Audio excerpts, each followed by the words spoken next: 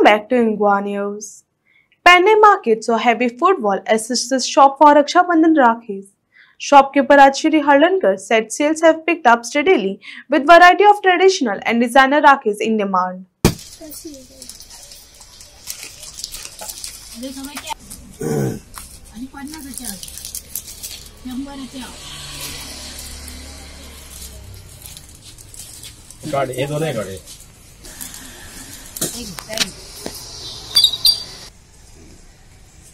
आमच्या हांगासर फाल्यां रक्षाबंधनाचो प्रोग्राम हे आसा ते वक्तार आमी राखयो दवरलेले आसा सगळ्या तरेच्यो भुरग्यांच्यो स्पायडरमॅन बेंटेनाच्यो सगळे तरेच्यो राखयो डायमंडाच्यो राखयो आनी बरेच तरेचे आमकां हैसर भुरगीं गिरायक घालता आनी ती राखी आसा आनी ती लायटी तेका पेट्टा तेका लागून भुरगीं अशी स्पायडरमॅनाची जायी म्हणटात बेंटेनाची जायी म्हणटात सगळे तरेचे तांकां राखयो आमी हयसर आज मेळवले आसा.